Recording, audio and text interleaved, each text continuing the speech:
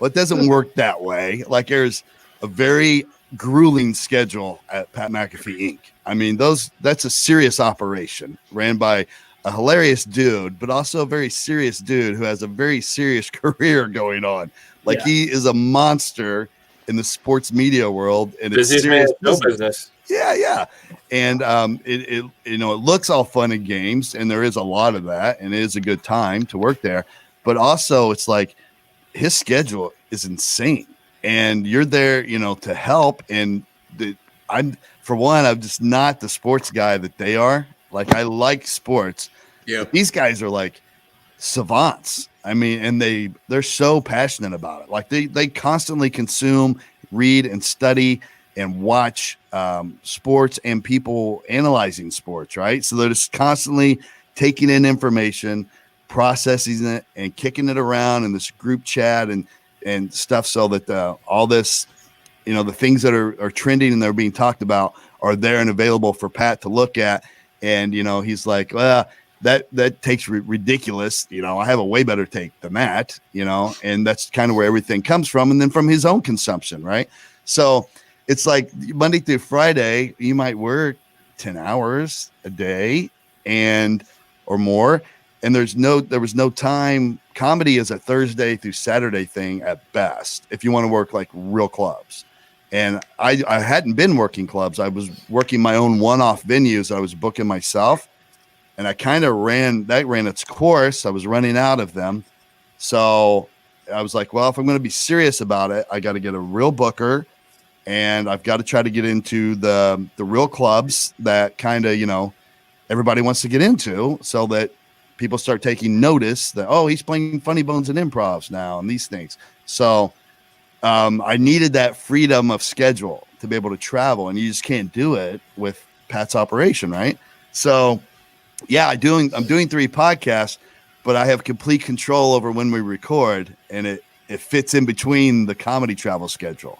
So that's the only way. Like even to stay and do Heartland Radio, they record three times a week now. So it's like, okay, I'm going to miss half the time, and I'm supposed to be the host. It's not fair to those guys. So something had to give. And to be honest, I wasn't the asset that I should have been to the sports world to work for Pat. I mean, we didn't start that way. It just became that way because he's a monster in that field. And it wasn't fair to them to be, oh, do we really need this fucking idiot sitting around? He doesn't know shit, about sports. And then, maybe he's funny, but funny's, Heartland Radio is this much of the business. So, I just had to go, I think, where I had the freedom to tour more and focus on those things if I ever wanted to make a go of it in comedy, like a real legit go. So, and these 3 podcasts now I have are basically all the things I'm passionate about that I've been wanting to work on for a long time. So the true crime that came from, obviously being a detective for 21 years. And when I first left it just to go work for Pat and do comedy, I pulled away from it. I'm like, kind of like Pat did with the NFL. You notice when he first left the NFL, it was kind of the last thing he wanted to talk about for a little bit. He's like, I'm taking a break from the NFL. I consumed my life for so long. And I was that way with police work. But then after you're away from it a little bit, and I think it happened with him too, he's like, but now that I've had this break, I forgot how much I loved the game of football. And I forgot how much I have learned about the game of football from having been inside it for so long. So he felt himself being pulled back into it. And I felt that way about police work. And it just kind of became a thing where I had this case that I had helped with a little bit. And I was very good friends with the guy who worked it, the Burger Chef murders, for 20 years. And I knew in my mind that I think he had it solved. It just hadn't been prosecuted. And when I read online about all the theories that are out there, and a lot of them I knew about, I'm like, I don't think people know that this theory is as sound as it is. It's mentioned, but it's mentioned among a litany of other theories that have no evidence to support them, and this one does. So I was like, I think people need to know that this is like probably what happened, and these are probably the people that killed these 4 kids. So that's how that came to be. And now, we all know that Stoney knows, right? Stony knows. Yeah. Hashtag Stony knows. Stony knows. So one of the, you know what was really cool was it was early on, but we were out in the Indy 500. We were way out by the glamping area. We got fucked over by the Indianapolis Motor Speedway. They put us out where the whole purpose of being there was to bring fans of Pat into the track during the slow period during the week. And they put us in a place that nobody could access except glampers. And like these people that were paying absurd amounts of money to sleep in fancy tents. Like those 100 people could access us, but nobody else. So it was weird. But then we decided to make the most of it. And we were Pat rented this RV and had a pop out like porch that we turned into a stage. Clayton Anderson was playing music on top of it with his guitar. He was mic'd up. He played the intro, and then, whenever else we wanted him to play stuff. And Pat was just interviewing people. And the original plan was all the cool racers were supposed to come through. If there are cool racers, I don't know, but like big name racers. And but then what happened was all the, I think, corporate people involved in racing started freaking out, like, oh, Pat's edgy, and we don't know what's going to happen, and we're just milquetoast, and we don't want anything edgy to go on with our drivers. So they chickened out and pulled a bunch of their drivers, but like still Connor Daly came on, of course, and oh Christ, who's the guy who was on Dancing with the Stars? Alex Rossi or James Hinchcliffe.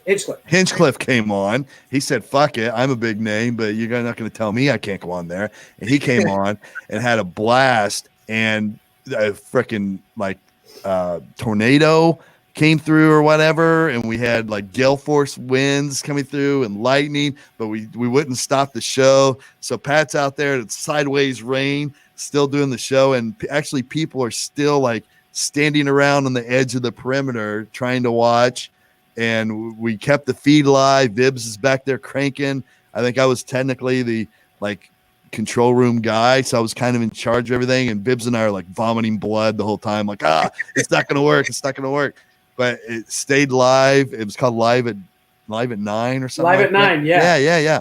And then that whole experience of being out there that whole week was a real like bonding thing for like me and Moraldo and Diggs and everybody, because we were kind of like the camp counselors for all the interns that were there. So we had that going on. I almost fucking drove my truck into a pond on accident while we were out there. Like I parked my truck on it. There was a hill right behind where the RV was that went kind of to where the perimeter fencing was. So I drove up on the side of this hill with my truck, and then I park it. I thought I put it in park, and evidently I didn't, but it wasn't moving. So I thought it was in park, but because the way my truck was, it like was hard to shift through. And I get out thinking it's in park, and I'm just sitting there talking to Moraldo, and I see him stare over my shoulder, and he goes, Todd, your truck. And I turn around, and my truck is moving, and it turns down the hill and is going straight at the golf pond. And I'm running while it's moving. I open the door and I'm sprinting, and I managed to jump in and hit the brake right before it hits Pat's truck, which it would have bounced off of, and then went into the pond. Like, I would have fucked Pat's truck up, buried mine in the pond. The Indianapolis Motor Speedway would have banned us for life. Yeah. And I'm just so much crazy shit like that happened throughout the week. And we were filming all kinds of crazy shit. Like, to me, I think that was the one. We didn't really know what we were going to do yet. We were just really having to operate on the fly and figure things out day of. I think Pat made me walk out naked and do a Dude Wipes commercial in front of like 300,000 people that are watching online. Those episodes were hilarious. Wasn't Sean driving around in a golf cart the whole time? Oh, yeah. He was filming shit. Like, it was so much fun, dude. Like, that's one. It was terrible. There's so much body odor in those things that by the end of the week, sleeping in the RVs, we almost died because somebody left the gas on while we were podcasting, and we all got sick. Like, this is the craziest week, and there's no better way to bond with a group of dudes than to go through crazy shit like that, and just to live there and never leave for the entire week. So I think that, to me, that sticks out more than anything. more than when things started getting super cool and big. That's awesome. Yeah. Is he? Oh gosh, I'm so sorry. Brian. Don't invite me to your career day.